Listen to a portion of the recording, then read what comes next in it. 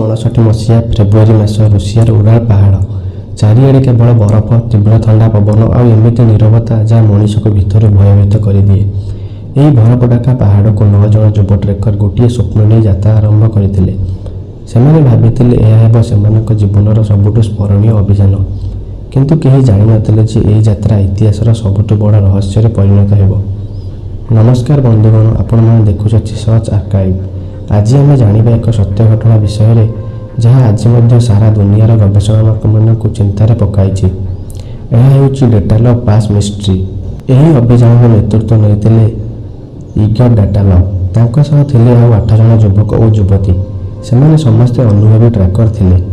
କଠିନ ପରିସ୍ଥିତିରେ ବଞ୍ଚି ରହିବା, ବରଫରେ ଚାଲିବା, ତୀବ୍ର ଥଣ୍ଡାକୁ ସାମ୍ନା କରିବା ଏସବୁ ସେମାନଙ୍କ ପାଇଁ ନୂଆ କଥା ନଥିଲା। ସେମାନଙ୍କ ଲକ୍ଷ୍ୟ ଥିଲା ଗୋଟିଏ କଠିନ ପାହାଡ଼ ଶିଖରକୁ ପହଞ୍ଚିବା। ଯାତ୍ରା ଆରମ୍ଭ ହେଲା ହସ ଖୁସିରେ। ସେମାନେ ଫଟୋ ଉଠାଇଲେ, ଗୀତ ଗାଇଲେ ଏବଂ ନିଜ ଡାଏରୀରେ ପ୍ରତ୍ୟେକ ଦିନର ଅନୁଭବ ଲେଖିଲେ। କେହି ମଧ୍ୟ ଭାବିନଥିଲେ ଏହି ଡାଏରୀ ଗୁଡ଼ିକ ହିଁ ପରେ ସେମାନଙ୍କ ଜୀବନର ଶେଷ ସାକ୍ଷୀ ହୋଇ ରହିଯିବ। ଫେବୃଆରୀ 1 ତାରିଖରେ ସେମାନେ ଗୋଟିଏ ପାହାଡ଼ ଢାଳରେ ଟେଣ୍ଟ ଲଗାଇ ରାତି କାଟିବାକୁ ନିଷ୍ପତ୍ତି ନେଲେ। ବାହାରେ ତାପମାତ୍ରା ଥିଲା ପ୍ରାୟ -30 ଡିଗ୍ରୀ। ତୀବ୍ର ପବନ ବହୁଥିଲା। ତଥାପି ସେମାନେ ଭାବିଥିଲେ ସକାଳ ହେଲେ ପୁଣି ଯାତ୍ରା ଆରମ୍ଭ କରିବେ। କିନ୍ତୁ ସେହି ରାତିରେ ଏମିତି କିଛି ଘଟିଲା ଯାହା ଆଜି ପର୍ଯ୍ୟନ୍ତ କେହି ସଠିକ୍ ଭାବରେ ବୁଝିପାରନ୍ତିନି। ପରଦିନ ସକାଳେ ସେହି ଟେଣ୍ଟ ଭିତରେ ଆଉ କେହି ନଥିଲେ। କ'ଣ ହୋଇଥିଲା ସେହି ରାତିରେ? କାହିଁକି 9 ଜଣ ଅନୁଭବୀ ଟ୍ରେକର ମୃତ୍ୟୁକୁ ସାମ୍ନା କଲେ? ଏହା କି ପ୍ରାକୃତିକ ଦୁର୍ଘଟଣା ଥିଲା, ନା ଏହାର ପଛରେ ଲୁଚିଥିଲା ଅନ୍ୟ କୌଣସି ସତ୍ୟ? ଏହାର ଉତ୍ତର ଜାଣିବା ପାଇଁ ଚାଲନ୍ତୁ ଆଗକୁ ବଢ଼ିବା। ଫେବୃଆରୀ 12 ତାରିଖ ସୁଦ୍ଧା ଏହି ଟ୍ରେକିଂ ଟିମ୍ ଫେରି ଆସିବାର ଥିଲା। କିନ୍ତୁ ଦିନ ଗଡ଼ି ଚାଲିଲା, କେହି ଫେରିଲେ ନାହିଁ। ଆରମ୍ଭରେ ସମସ୍ତେ ଭାବିଥିଲେ ବରଫପାତ ଯୋଗୁଁ ହୁଏତ ଡେରି ହୋଇଥିବ। କିନ୍ତୁ ଆଉ କିଛି ଦିନ ପରେ ସେମାନଙ୍କ ପରିବାର ଚିନ୍ତିତ ହୋଇପଡ଼ିଲେ। ଶେଷରେ ଏକ ରେସ୍କ୍ୟୁ ଟିମ୍ ପଠାଯାଇଥିଲା।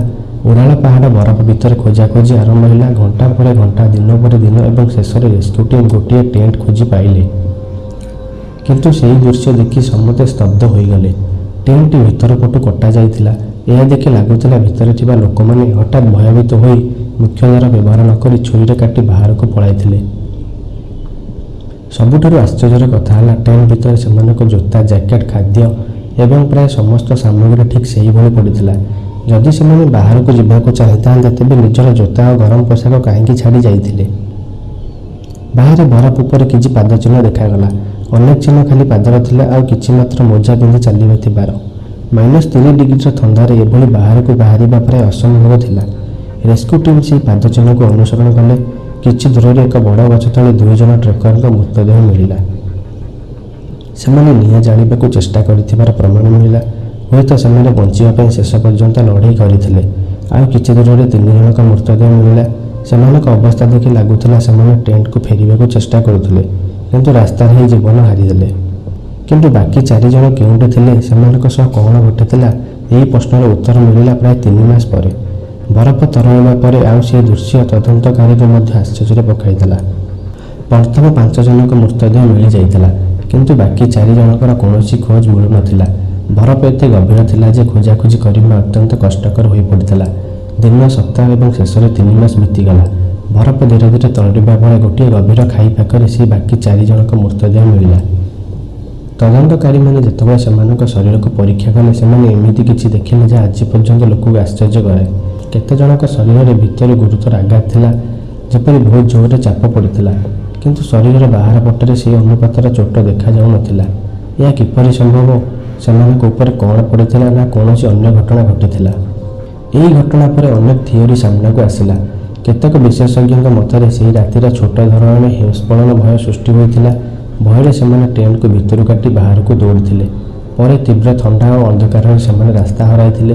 ଏହି ବ୍ୟାଖ୍ୟାକୁ ଅନେକ ବୈଜ୍ଞାନିକ ସମର୍ଥନ କରନ୍ତି, କିନ୍ତୁ କେତେକ ପ୍ରଶ୍ନ ଆଜି ମଧ୍ୟ ରହିଯାଇଛି। ଅନ୍ୟ କେତେକ ଲୋକଙ୍କ ମତରେ ସେହି ଅଞ୍ଚଳରେ କୌଣସି ଗୁପ୍ତ ସାମରିକ ପରୀକ୍ଷା ଚାଲୁଥିଲା।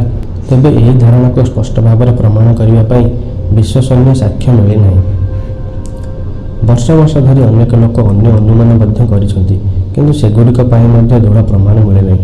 ତେଣୁ ପ୍ରଶ୍ନଟି ଆଜି ମଧ୍ୟ ସେଇଠି ରହିଛି। ସେହି ରାତିରେ ସେହି 9 ଜଣ ଟ୍ରେକରଙ୍କ ମଧ୍ୟରେ ଏମିତି କ'ଣ ଘଟିଥିଲା, କିମ୍ବା କ'ଣ ଅନୁଭବ କରିଥିଲେ ଯାହା ସେମାନଙ୍କୁ ଜୀବନ ବଞ୍ଚାଇବା ପାଇଁ ଟେଣ୍ଟ ଛାଡ଼ି ପଳାଇବାକୁ ବାଧ୍ୟ କଲା? ହୁଏତ ଏହାର ପୁରା ସତ୍ୟ କେବେ ବି ଜଣାପଡ଼ିବ ନାହିଁ। ଏହି ଘଟଣାକୁ ନେଇ ଦଶନ୍ଧି ଧରି ଅନେକ ଗବେଷଣା ହୋଇଛି। ଫାଇଲ୍ ଖୋଲାଯାଇଛି, ବନ୍ଦ ହୋଇଛି। ପୁଣି ଖୋଲାଯାଇଛି। ପ୍ରତ୍ୟେକ ଥର ନୂଆ ପ୍ରଶ୍ନ ଉଠିଛି, କିନ୍ତୁ ସମ୍ପୂର୍ଣ୍ଣ ଉତ୍ତର କେବେ ମିଳିନାହିଁ। ବର୍ଷ ପରେ ରୁଷିଆର କର୍ତ୍ତୃପକ୍ଷ ପୁଣି ଥରେ ଏହି ଘଟଣାର ସମୀକ୍ଷା କରିଥିଲେ। ସେମାନଙ୍କ ମତ ଥିଲା ଯେ ସମ୍ଭବତଃ ପ୍ରାକୃତିକ କାରଣ, ବିଶେଷ କରି ଏକ ବିସ୍ଫୋରଣ ଏହି ଦୁର୍ଘଟଣା ପଛରେ ଥାଇପାରେ। ଏହା ଆଜିର ସବୁଠାରୁ ବେଶୀ ଗ୍ରହଣୀୟ ବ୍ୟାଖ୍ୟା। ତଥାପି ଅନେକ ଲୋକ ଏହାକୁ ପୂରାପୂରି ମାନିପାରୁନାହାନ୍ତି, କାରଣ କିଛି ପ୍ରଶ୍ନ ଏବେ ମଧ୍ୟ ଅନୁତ୍ତରିତ ରହିଯାଇଛି। କାହିଁକି ସେମାନେ ଟେଣ୍ଟକୁ ଭିତରୁ କାଟିଥିଲେ? କାହିଁକି ଏତେ ଶୀତରେ ଜୋତା ଓ ଗରମ ପୋଷାକ ଛାଡ଼ି ବାହାରିଗଲେ? ଆଉ କାହିଁକି ସେମାନେ ଦଳ ହୋଇ ଏକାଠି ରହିପାରିଲେ ନାହିଁ? ହୁଏତ ସେହି ରାତିରେ ଯାହା ଘଟିଥିଲା ତାହା କେବଳ ସେହି 9 ଜଣ ଜାଣିଥିଲେ, ଆଉ ସେମାନେ ସେହି ରହସ୍ୟକୁ ସାଙ୍ଗରେ ନେଇ ଚାଲିଗଲେ। ଆଜି ଯେଉଁ ସ୍ଥାନରେ ଏହି ଘଟଣା ଘଟିଥିଲା, ସେହି ସ୍ଥାନକୁ ଡେଟାଲଭ୍ ପାସ୍ ବୋଲି ଜଣାଯାଏ। ସେହି ଦଳର ନେତା ଇଗୋର ଡାଟାଲଭଙ୍କ ସ୍ମୃତିରେ ପ୍ରତିବର୍ଷ ଅନେକ ପର୍ଯ୍ୟଟକ ଓ ଗବେଷକ ସେଠାକୁ ଯାଆନ୍ତି। ଇତିହାସର ଏହି ଅଧ୍ୟାୟକୁ ବୁଝିବା ପାଇଁ ଏହି କାହାଣୀ ଆମକୁ କେବଳ ଗୋଟିଏ ରହସ୍ୟ ବିଷୟରେ କହେ ନାହିଁ, ଏହା ଆମକୁ ମନେ ପକାଇ ଦିଏ ଯେ ପ୍ରକୃତି ସାମ୍ନାରେ ମଣିଷ କେତେ ଛୋଟ, ଆଉ ଆଜି ମଧ୍ୟ ଏହି ପୃଥିବୀରେ ଏମିତି କିଛି ଘଟଣା ଅଛି ଯାହାର ସମସ୍ତ ଉତ୍ତର ଆମ ପାଖରେ ନାହିଁ।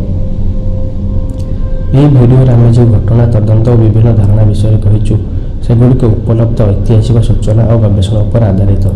ଯେଉଁଠାରେ ପ୍ରମାଣ ନାହିଁ, ସେଠାରେ ଆମେ ସେଗୁଡ଼ିକୁ କେବଳ ଥିଓରି ବା ଅନୁମାନ ଭାବେ ଉଲ୍ଲେଖ କରିଛୁ। ବନ୍ଧୁମାନେ, ଆପଣଙ୍କ ମତରେ ସେହି ରାତିରେ ପ୍ରକୃତିରେ କ'ଣ ଘଟିଥିଲା? ଆପଣ ହେସ୍ପରନ୍ ବ୍ୟାଖ୍ୟାକୁ ଅଧିକ ବିଶ୍ୱାସ କରନ୍ତି ନା ଆପଣଙ୍କ ଅନ୍ୟ କୌଣସି ମତ ଅଛି? କମେଣ୍ଟରେ ନିଶ୍ଚୟ ଜଣାନ୍ତୁ।